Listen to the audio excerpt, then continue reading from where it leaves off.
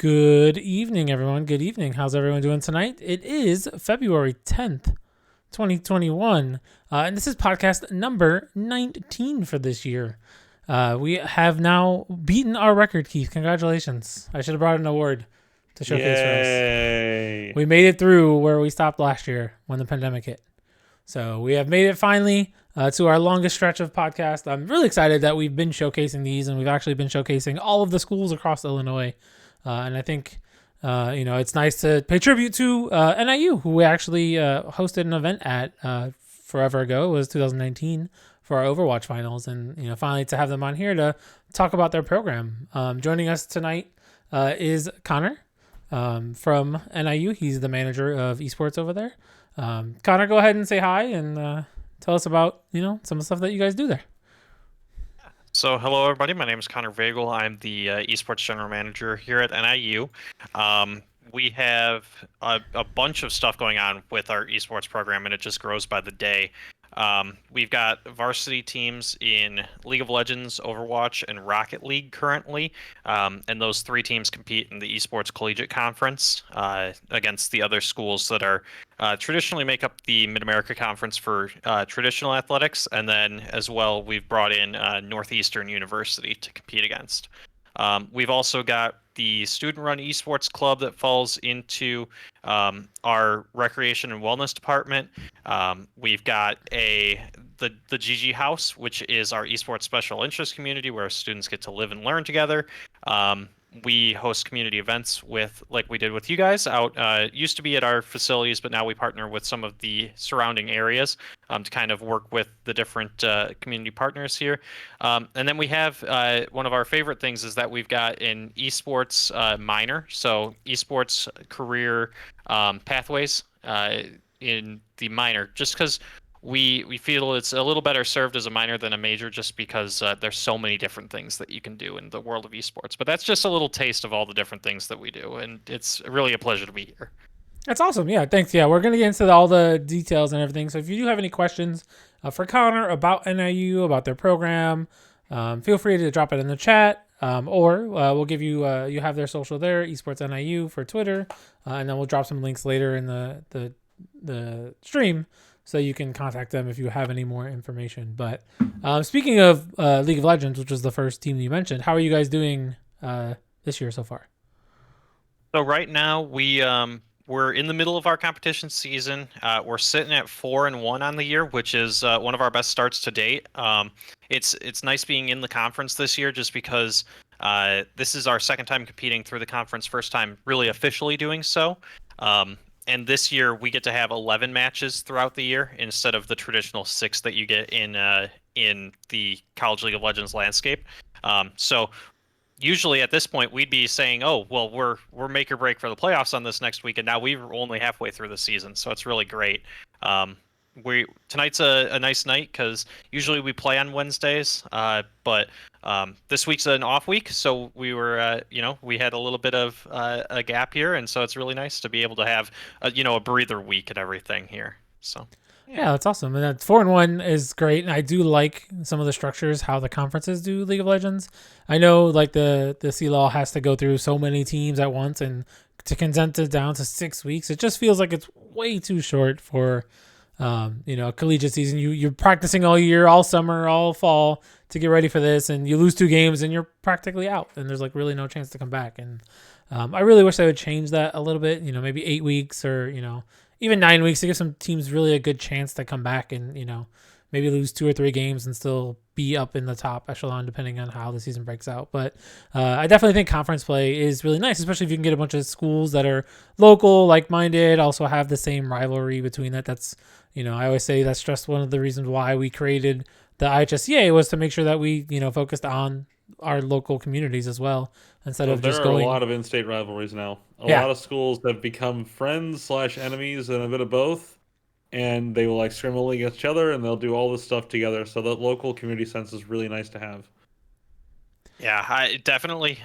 We definitely feel that sense of rivalry too, especially with the local schools. I think one of the closest ones in esports collegiate to us is Ball State, And well, I don't know that they necessarily consider it a rivalry, but we definitely do. They knocked us out of the playoffs last year after we had taken and swept them the week before. So definitely we're starting to consider them our rivals here with a lot of different games back and forth. So. Yeah, and it's really cool to watch these stories develop, and those rivalries happen. Like there's like a soft feud going on between Springfield and George Washington, and George Washington's a school on the southwest side of Chicago, but they have this rivalry because they've gone head to head a couple times. They've had a couple matches. They go at it on Twitter for a little bit. Whitney Young versus Napier North is also a big one. Yeah. Oh, Whitney Young, anyone. Whitney Young. Yeah, Whitney Young really brings their fans out too. So, but it's really cool to watch these stories start to develop, and and the students start to make friends, and start to make their own groups together with these kids as they're playing with them. I think it's really cool to see that. So, we just wanted to I just want to stress like how I appreciate that smaller sphere, rather than let's put everyone in a group of 100 and just play 6 weeks to figure out who's going to make it and then go from there. I feel like there's a lot that's lost from that, but I mean, they're getting better, and they do. I want to run year-long seasons. We get more Swiss rounds. I can't do that. Yeah. So yeah, it's I would agree. The fact that it's only 12 schools, 13 if you include Northeastern, really does really condense it down, and it allows us kind of to do that year-round type of competition where we have kind of an overall champion for the conference based on the performances in Rocket League in the fall, and then Overwatch and League of Legends in the spring. And yeah, I mean, now we have one guaranteed out of 12 or 13 teams into the College League of Legends postseason, whereas in the past it was 2 out of 64 or 90 or however many. So, yeah. It also definitely gives you enough practice reps in like real games and stage presence, where if you don't make it to the finals one year, then you might not be able to get a practice reps for your underclassmen that might be coming up and being on a better team next year. Whereas you're playing 11 games, that's a lot of practice as being on the main stage type atmosphere. Yeah, definitely. Cool. So, about your club. So, how are you guys run? We've talked to varsity run programs. We've talked to student run programs. How does NIU operate their esports program? What does it look like? So, we kind of have a lot of different branches to it. So, myself as well as the teams that are competing in the Esports Collegiate Conference are kind of in our varsity arm of things. But our club kind of runs its own separate things. So they have competitions that they'll do. They focus on some of the games that we don't necessarily do at a varsity level. But they also have meetings like every other week where they just get together and they'll play, Drawful, or they'll just play Scriblio, or different types of more casual games. And that club, usually in non-COVID times, we had it up to about 125 members in the past. So it's very large. It's all student run, like I've mentioned. So that means that they, everything from the presidency down to each of the individual game coordinators, to running tournaments in games like Super Smash Brothers and in the club, and doing different events and that sort of thing.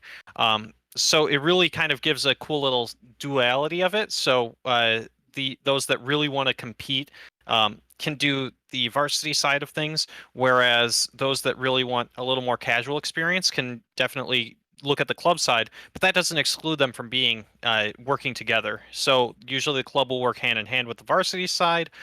Students that are in one are also participating in the other usually. So we've got a lot of participation back and forth, and it's really interesting to see how that runs back and forth. That's awesome. That's kind of what we've been seeing with many of the bigger clubs. How many people do you have as part of your esports community? As part of the esports community at NIU, like I mentioned, in non-COVID times, it's a little higher. So we usually have somewhere around 150 or so in the surrounding community all across campus. Right now, we're looking at something like 75, just because participation is a little bit down because of all the digital meetings and all that sort of thing. But we definitely continue to see it grow, and it just continues to grow and grow and grow. Our Discord, where we allow community members to come into, and it's a public Discord, has over 530 members at this point. So we have a very large surrounding community around our esports program. So Yeah, that's what we've been seeing, like par for the course. I think only one school has actually said that their numbers have been up with COVID, and that was IIT last week. I don't know what they're doing, but they're doing it right. Where their numbers, they're like, yeah, we're about the same as where we always are, and I'm like, might just be your school. So Yeah. Retaining people at all right now has been kind of hard because without an in-person connection, it's really hard to solidify a team. Yeah, that's we usually would compete in our arena, and moving to this online format has meant that it's been a little bit difficult to compete in that sort of sense, and we've run into some of those issues. But I think retention is one of our things that we've really had some success with. Maybe not at the club level as much, but from the varsity side, we're starting to see some people, definitely stick around to really participate in the varsity side, which is awesome to see. So what is your kind of goals to try to expand the program at this point? Now that you guys have established in certain regions, you want to expand into more games, more people, whatever you want to do. Like, what's your kind of idea here? So, our next steps are really kind of solidifying some of the things that we already have. So, like our esports special interest community, one of the issues that we've found with years past in it has been that it's been a great program for the first 2 years that it's been offered, but we want to kind of solidify that those students are really wanting to be involved in the esports piece of it, just because it's a large single room in the middle of campus. It's very attractive to a lot of students. And so that meant that sometimes we'll have students that aren't necessarily as devoted to the esports side of things, which can mean our participation falls a little bit. So really making sure that that's available to students who want to, and it's not going to be overrun necessarily by students who aren't as interested in the esports piece. So then those that want the opportunity to participate can. As well as on our varsity side, working through we're working on getting more recruitment pieces out. So whether that's through high school visits that we're working on really getting solidified, or whether that's through different digital recruiting arms, really working on doing that. As well as we're going to be hosting a esports open house in March, towards the end of March, where we're going to be able to be opening that up and really show what we've got available to in our program.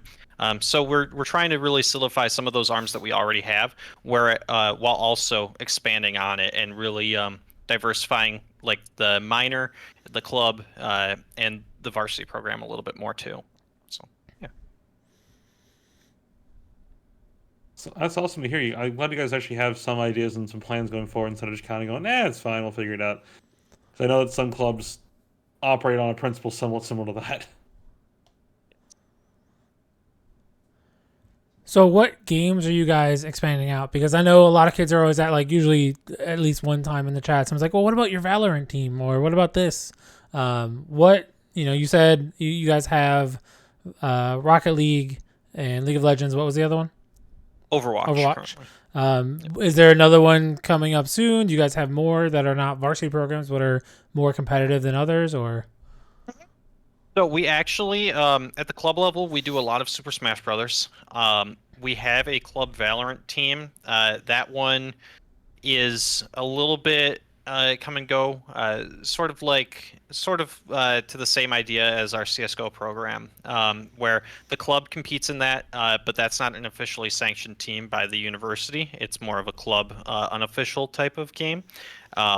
So a lot of different games that we have going on at the club, and our club kind of runs in a way that we will allow any game to be participated in as long as it meets school conduct standards. Obviously, is the first barrier, but then as long as somebody is willing to run that as the coordinator, we're more than willing to support that. So that's where we get things like Valorant and Smash Brothers coming in. If somebody wants to run a team in them, then we are willing to help them out in that sort of idea. Are there games the school has shut down? So at the varsity side, CS:GO and Valorant are not varsity. They likely never will be. Valorant, there's a little bit, yeah. Call of Duty, thank you, Jesus, is another one. But Valorant is kind of iffy just because you can turn off those blood particles. The biggest thing for us is because some of these games have realistic gunplay and gun violence. That's kind of our biggest like it factor that we have to consider, just due to the history around NIU. I don't know how many of the students are necessarily aware at this point, but there has been a history of violence about a decade ago on NIU's campus, and so we'd like to be very cautious around that sort of idea. And so that's kind of where we likely won't support games like Call of Duty or CS:GO, but and Valorant at this point. But there may be, depending on where the conference goes, I think that's what would really lead us towards something like a Valorant piece. But at this time, there's no plans. And we got Valorant to fly with most people in our district, our league, because we mandated blood and bodies off. Mhm. And a lot of schools saw that as like, okay, we're fine now. But I do entirely understand the reasoning behind that. And I'm very lucky my admin kind of checkmarked it and didn't yell at me about it. Otherwise, I would have fought for it. Yeah, and that's something that I know there's a push, that there's sometimes the question of why necessarily have we taken these steps towards certain games? And it's not that we don't like certain games, and I know that that can sometimes come off that way. It really is just that there is that history that we are making sure that we are kind of aware of and sensitive to. In chat, I see that there's the question if we can play Fortnite, and yes, we do play Fortnite. That one is a club-supported game.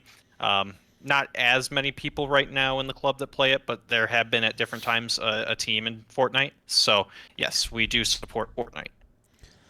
Yeah, I think, and that's one thing that's nice about esports is that schools can participate at whatever level they want to. If you guys are good with Smash and Overwatch, then great. If you don't want CS:GO or Call of Duty, that's also great. Like, you can personalize your program around what your students and what your school actually wants to represent. And, we do have to, we kind of take it for granted that we understand what esports is, and we see the next shooter come out and we're like, we understand that it's not what it might look like to everyone else. But then you have to look, especially with the history at NIU, you want to make sure that you respect everyone there and that, that's taken into consideration when you guys are selecting things like that. And so, it is nice in the esports community that you can do that, because many people don't think about it in that way. But we have a lot of Catholic schools in private schools who aren't able to play shooters at their school just because their schools won't allow it, and that's perfectly fine. We're, again, it's up to their school and their community. If they want to play Smash, great. If they want to play League, and that's okay, great. But it's kind of like the esports culture is that you have to take what you can, and then slowly over time you start to build a reputation and say, hey, this game isn't so bad. Look at this, and and then you can kind of go from there. But it's always like. You don't want to just go all the way and wait, until people come back clash on you. You kind of like tiptoe your way through and, try to push something on. You're like, oh, hey, we're doing this event for this thing. See how good it is? And then, kind of go from there and show them like, esports isn't all that bad. And some of these Now, games, in high school, we are limited as well because M-rated is just a hard cut for us. Yeah. I know, wasn't like 2 or 3 schools in the state offer CS:GO? I think Stevenson did? Yeah. Yeah.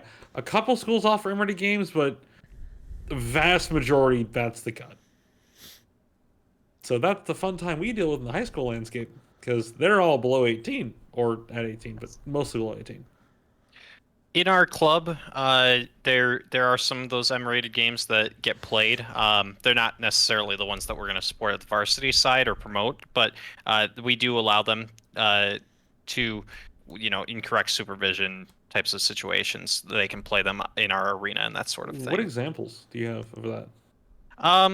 I know that because our arena, especially on campus, obviously things have changed due to COVID. But before COVID, we were able to allow students in, especially club members, to just kind of hang out and play games in the arena. So I know there were students that would, during club meetings, they might play some Dead by Daylight, or they might play some CS:GO, some Call of Duty, depending on what they're playing. I don't know if Destiny is M. I know it might be teen. I'm not I think 100% sure. Destiny is T. Okay, but that one gets a little bit of play as well. But yeah, especially the Dead by Daylight. I know there's a little bit of a following of that in the club right now. So I never that's understood sort the of an idea. following of Dead by Daylight. I can't figure it out. It's not my game. It's not necessarily my cup of tea, but I know a lot of my friends play it, and it's a fun one. I'm sure if it's your type of thing. So Yeah, I I remember. did look it up, and Destiny is T. Yeah, I thought Destiny was T because someone had asked for it, and we're like, I don't really know that many people that would. We've considered Apex as well, but just running a BR is so hard. Yeah, that's we've done a little bit with Apex and a little bit with Fortnite. Fortnite we usually would partner with our community partners for. Excuse me. But a lot of our like Apex, we've had 1 or 2 tournaments in at the community level. Not as much following in the club. Just personally on our campus, we haven't had as much, but it's certainly one of those battle royales that we would consider expanding into. So yeah. Yeah, Apex is the BR of choice for me. I mean, I haven't played it in like 2 seasons now at this point. But yeah, I'd love for them to at some point open up, private servers and be able to like have tournament operations help do it. Because that's the one big thing with BRs, especially with Apex with being 3 people. It's not very easy to figure out how scoring structure works and have it be fair across the board. Especially, they just turned on crossplay this past year, didn't they? Is that active now, I believe? I believe so. Yeah. Yeah, and that's the problem that we always had with Fortnite. Was just that the custom servers were so locked down to you pretty much had to be a professional to get access to them. And so then we always had to find our ways to work around that and to really host those types of tournaments in different settings. So I know we often fell back to like the Fortnite World Cup scoring system, and so then, but in the same vein, they weren't playing against each other. They were all in their own pub lobbies and everything, which sometimes created a little bit of imparity, especially if somebody was on a brand new account and got squad-based matchmaking and was able to game the system a little bit that way. So definitely not a flawless system, but it's the best that we can find right now in the Battle Royale community. BRs are such a mess to run. It's a competitive game without competitive watchability or like an easy system. Yes. Yeah. It's a great esport if you're playing, but anyone else, if you're trying to host something or watch it, it's not always the greatest. So awesome. Trying to think. I had a whole bunch of questions and I just spaced on what I was gonna ask. You don't write them down? No, you're the one with the list. I have lists? You have one job. No, I don't. You did write up the list, Keith, don't you? I have like 8 jobs. Pick one. So you were talking about, let's piggyback to something you said earlier. You guys actually have an esports minor. Like, what does that focus on? Is that competitive? Is that esports management, hosting, or go game to class design? and play video games all day? So it's really cool, actually. It's Esports Industry Professions is the technical name of the minor.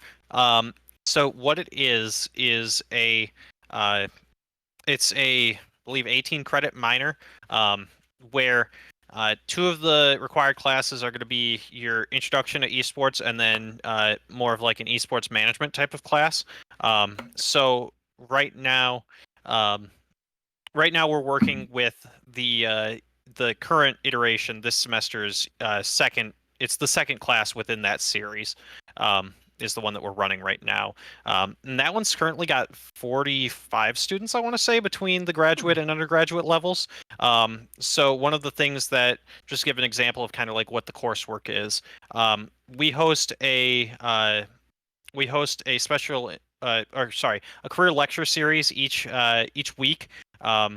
where we bring in industry professionals to talk about their experiences in the esports industry and how they got into that job, and answer questions of different people within our community, especially our special interest community.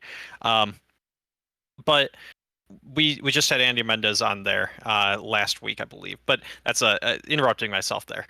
So one of the things that they've done is they're tasked with attending at least one of those events throughout the semester, or a couple, and then writing up about them. We're working with the graduate students to help us put on the Illinois Spring Showdown, I believe is what we're calling it. But it is the tournament that we're going to be running for colleges across the state.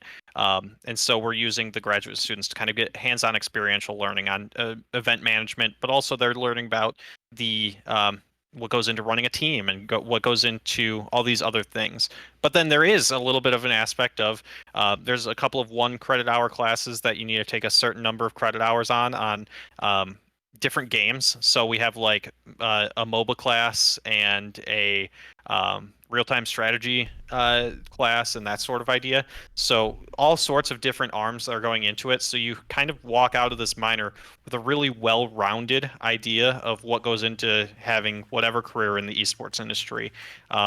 We think that it's really important because you might have an esports lawyer, but who goes in and does their entire law program, but also gets this minor in esports. But you also might have somebody that, if they're taking a major in esports, they might not necessarily be as prepared for something like being the esports event planner in the same vein. And so it kind of allows them to take all of their event planning experience first, and then also their esports, so that they can really specialize in that type of field. That sounds really cool. Now I'm kind of curious, what department owns this major or this minor? So this is it is in the School of Education. It's within the Division of Kinesiology and Physical Education.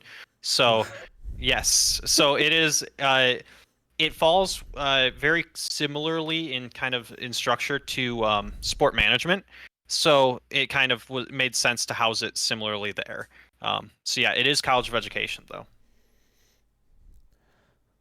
That's interesting because I had the same thought. I was like, where does this fit? Because it's kind of a little bit of everything all rolled up into one, and I can see how it could fit. I was kind of thinking that or business. Yeah. We do work with our business groups a lot. A lot of our students come from either, actually, we have some students that come from business, and so we work with them for some of our programs. But I would say a lot of our students come from there, but that's not really necessarily true. I think within last year's esports club participation of like 130, I think 73, if I'm not mistaken, different academic areas were represented. So it's a very diverse group, and we're not necessarily seeing any one population overwhelming, which is really cool to see, because that means that overall the idea that the minor kind of is transcendental kind of is proven in that, but also we're seeing that it kind of shows that esports is not just something focused on by any one particular group. It's something that is really viable to everybody. So yeah, and that's one thing we always talk about, the inclusivity of esports and the diversity that you can have in an esports club if it's ran correctly. So I think that's cool that you guys have that many across the board. And I'd love to see what your guys' like crash courses are on MOBAs and shooters and things like that. I think that's really cool to show people how to do it, because I know there's high school coaches that have no idea how to do some of that. Like, oh, what's a MOBA? Because maybe they're a console gamer or maybe they're a board game player, but they're in charge of the club and they just don't understand the whole thing. And as we try to get more and more new schools in, we start to take away from our pool of people who actually know, the world of esports, because it is a very big world, but depending on what part of education you're in, there's a very few, finite amount of people that know and follow esports that are in education. I'm pretty sure most of the coaches in the state follow each other on Twitter. Yeah. It's a small world. Like I randomly met one of our former staff while going to get a train in Chicago one night. I randomly met him there in person. It's like, "Oh, you do esports, right?" We're talking about it, and we go, "Wait, are you the guy who's been scrimming the past 2 weeks?" And then we realized and put it together. It's a small world, and we realized how like tight knit it was. And actually, speaking on that, you mentioned you guys have a good relationship with Ball State. Any other schools you guys actually closely work with, or at least play a bunch? So we play most of our actual competition games are within the Esports Collegiate Conference. So we're playing. Those are the schools traditionally in the Mid America Conference for athletics. So looking at those, we play a lot against, especially the MAC West or the Esports Collegiate West teams. So Central Michigan, Western Michigan, Eastern Michigan, Ball State. But we also play teams like Buffalo, Northeastern. Um, so got a couple of the top 64 teams for League of Legends in the country that we play against on a yearly basis, which is always a good level of competition. Um, Nice to see how we stack up against that one. But kind of going back to where you were saying about how esports can be this small knit community, it really is. My esport of choice personally is League of Legends. I kind of got into and I use esports program through my ties to the League of Legends team. But That's a sad life. As a League yes, player, I can say, exactly. But I've been to the last couple of LCS finals. In fact, I was supposed to go to Dallas when it was supposed to happen and everything for that one. That would have been four straight for me. Um, but just kind of it's so interesting to see these small knit communities. My first one I went to was back in Oakland, and kind of off topic, but the entire idea around it kind of just illustrates how small the community is and tight knit. I was walking around the concourse at this event, and all of a sudden I stumbled upon Tyler One just hanging out in the just hanging concourse, out. and I was probably the fourth in line to notice that he was actually there, and so he started taking pictures. And by the time I got out of this line, and had taken my picture, the line wrapped all the way around the entire concourse to where Riot noticed that he was there, and he was supposed to be banned from all Riot sanctioned events at that point.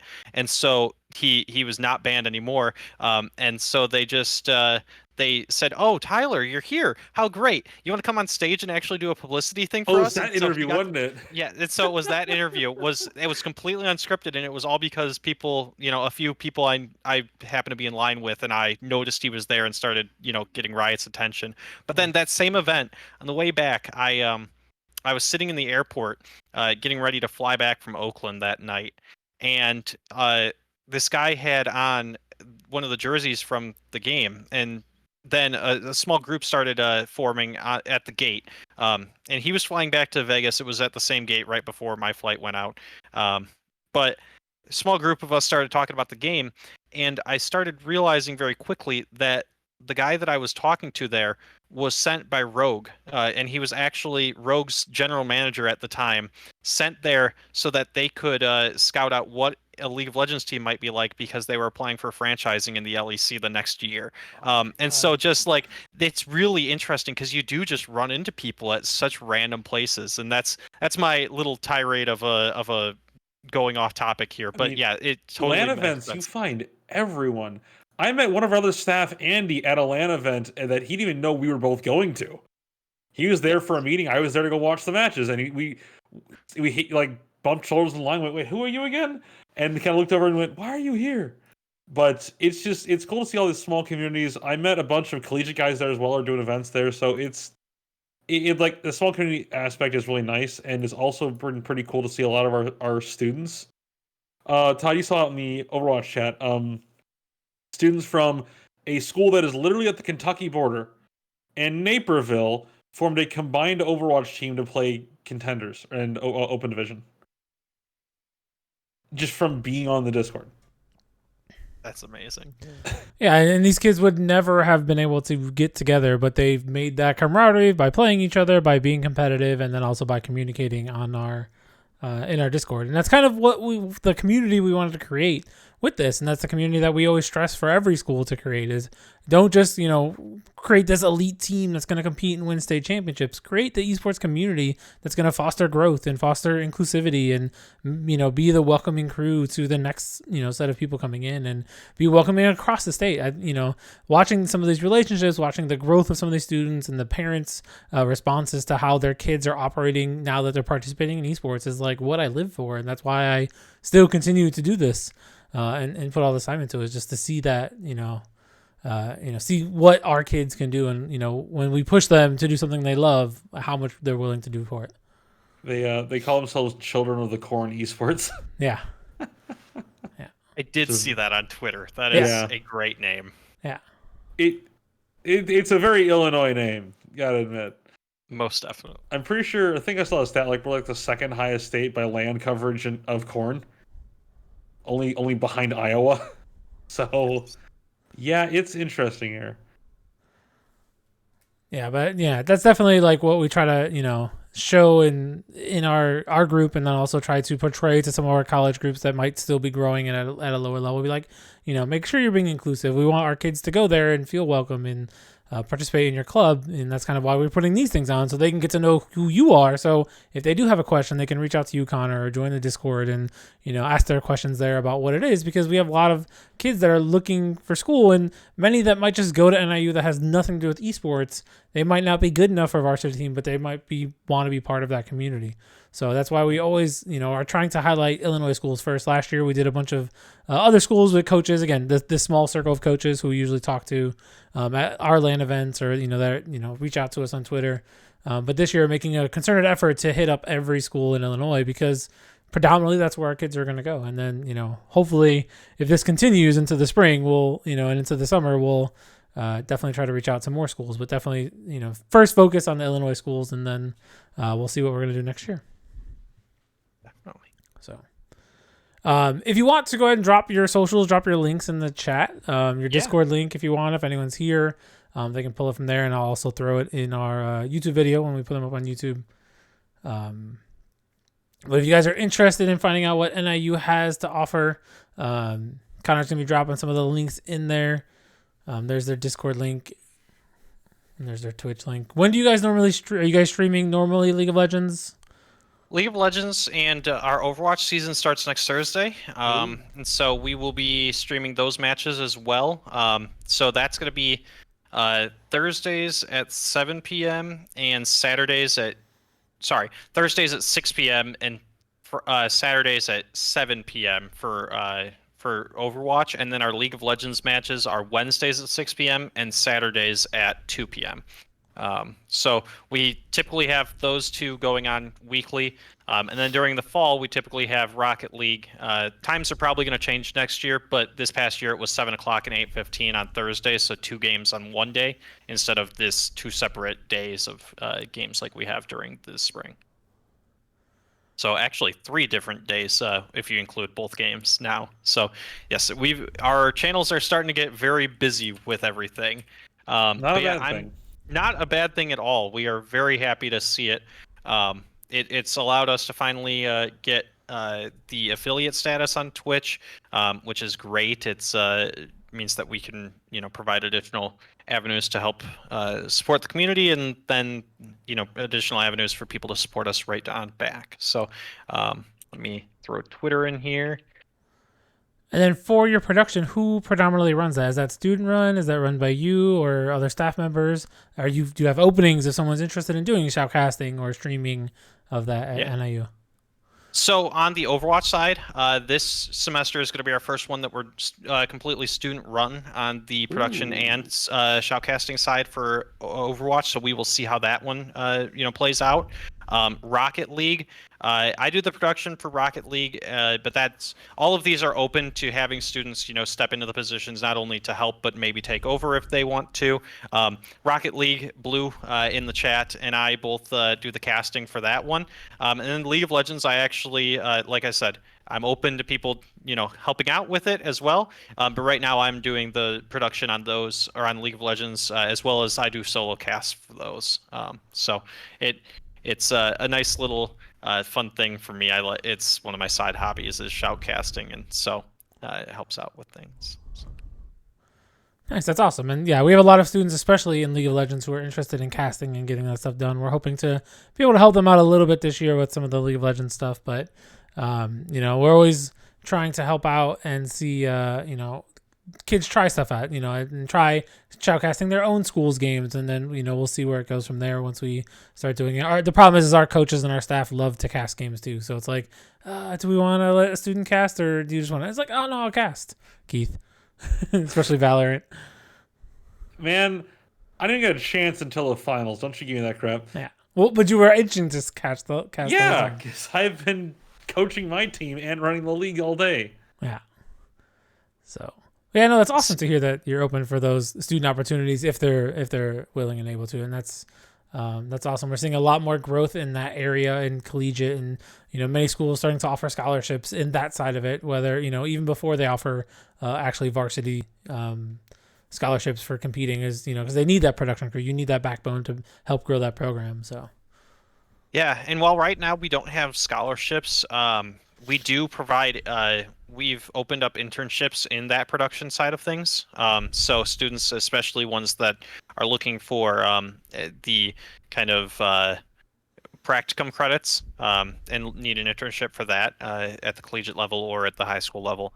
That's something that we've definitely been willing to work with and trying that out, as well as we have coaches for each of our 3 games. Right now, one of our coaches was a volunteer for Rocket League, and he's stepped down, so we have an opening in our Rocket League position. We have for Overwatch, that's a student coach, and then our League of Legends coach is a graduate assistant. So we kind of draw from where we can, and we like to really, one of our things that we've really focused on in the past is that despite not being able to necessarily offer those scholarships for students, we try to provide ample opportunities for them to, help out in other ways to kind of earn something out of it, whether that be credit, whether that be being a student worker prior to the pandemic at our arena and being able to earn a little bit of spending money or something along those lines, just to help mitigate those costs a little bit in some fashion. that's awesome. Well, did you have anything that you wanted to plug before we go? We're wrapping up here. I know you're talking about your spring competition. Is there details for that yet available, or are you guys still finalizing? We're still finalizing some of the details for that spring competition. That'll be open to colleges and community colleges. On the high school arm, we're going to be doing our open house sometime in March. We're finalizing the details and getting those out as we speak. And then also in spring, keep your eyes out for a similar to our collegiate invitational that we're doing for fall, or sorry, for this semester. In fall, we'll be looking to do something at the high school level as well.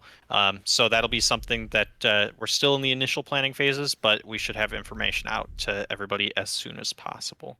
So yeah, if you guys, I will throw in the chat as well our link to our tryout form if you're an incoming student and you're wanting to try out for our teams. That fill out the form and we will get you in our tryout process, as well as get you kind of vetted in that sort of thing. We've also got our website. I will throw that in the chat as well. That's just niu.edu/esports. And then YouTube is go.niu.edu/esports YouTube, if I'm not mistaken. It might be NIU Esports YouTube. Let's see if this links right. It does link right, so Nice. that is exactly what it is. So that is what we've got, throwing all those in the chat for you guys. So a bunch of different socials. YouTube is more so just where we store our past Twitch VODs. So, but it gives you an opportunity to at least see some of the games. We're trying to get a little more active on there, especially with some of our most recent VODs. But yeah, we try to be as active as we can. Discord's probably our primary channel, but in terms of keeping up with the program, Twitter and Instagram as well as Facebook are probably the best bets to get up to the minute updates on things. So, but yeah, we do open our Discord to anybody. So feel free to open that link.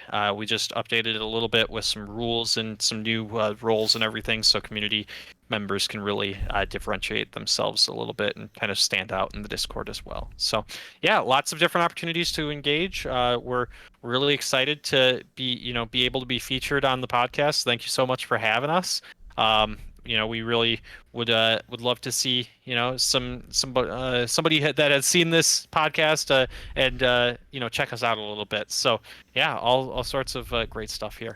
Yeah, definitely. It's exciting. And, we're really upset that we weren't able to work together more, especially, the Overwatch event we put on was fantastic at that venue. It was really perfect for what we were trying to do and really stepped up our podcasting and our LANs event. It was a smaller event for team-wise. It was, for Overwatch teams. But, the production value of that event, we had the caster's box. We had, the big screen and everything like that. That really, showed me, wow, this is what more of our live events should be like. We just need to be able to find the space and the computers to be able to do it.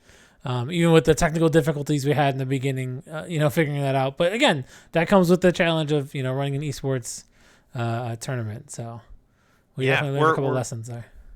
We're definitely looking forward to once everything has settled down a little bit with the global pandemic, being able to hopefully host some of these events more in person, especially on our DeKalb campus. So kind of showing off that location now. I know that we were in Naperville in the past, but really getting to show off some of our new upgrades that we're working with as we go. So. That when sounds kind of far-fetched these days. That when, yeah. Yes. Well, I know that at the NIU side, we're hoping to be back in person for fall. That's our goalpost. We're really crossing our fingers there. We just kind of stated that as our goal. So any incoming students or any prospective students that are worried about whether we're going to be fully online right now, the goal is to be in person for fall. Which will allow our arena to be open. Will allow our teams to be able to compete in person and everything along those lines. So. Awesome. Well, great. So thanks for taking the time on Wednesday night here to come in and talk to us about your program. Again, we're trying to get all these Illinois schools in here that have something so, our kids can make an informed decision about where they want to go to school. So, thank you again. Keith, thank you for joining us again tonight. Next week, we have another great guest lineup. We have, I think I said we have about 4 schools left to cover in Illinois. And if you haven't been covered and you're watching this, definitely reach out to us. We'll put you on the schedule. But we'll be opening up to all schools across the country soon.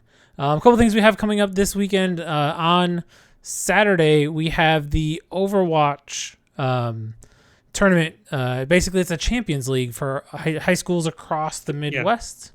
We ran a first round of tournaments last week. It's going to be hosted on the Naperville North Esports channel. If you want to check that out, it's the top state teams for Overwatch. They're basically prepping for the national championship through NASEF, which is coming up next week. And then I believe, is it Saturday and Sunday for Rocket League or just Saturday? It's a Saturday only event. They're still kind of debating the day, but yeah, the NASEF National Championship for Rocket League is Saturday. Okay. It is, I want to say, a 10 a.m. start. It's either 10 or 12. They're still going back and forth on that, but we do have a representative, Unit 5, who plays in the second round, because the first round's a play-in round, technically. But it's a double elim, so we hope to see them do pretty well. Rack has said the players are still grinding out pretty hard, so I hope to see them actually do really well. That's awesome. And then I think on Sunday is the play-in for Overwatch for Nationals for NASEF. Yes. So that's it's more like not necessarily JV, but some of the teams who didn't make it into the main tournament are able to play in this. Masek told some scouting. There's one really spicy team on there. It has a 4,500 Genji one trick, and then everyone else is bronze. Wow. That's interesting. That's a one-man carry. And Mastic is like, I'm kind of afraid of them because they're so unpredictable. Yeah, because you never know what they're going to do. So we do have some really cool stuff coming up, so feel free to check us out this weekend on all of our other channels. I think our next mainstream won't be until next Tuesday with Fortnite, Yes, sir. our third round for Fortnite. So yeah, most of everything is done. There will be information about what's going to happen for League of Legends this year in the States coming up very soon. So stay tuned in the Discord for that. And more than likely we'll have an announcement or two in there, is possibly even a special stream for that, just to give information. So Yeah. Thanks again for being with us, Connor. Everyone else, have a great night. We will see you next week.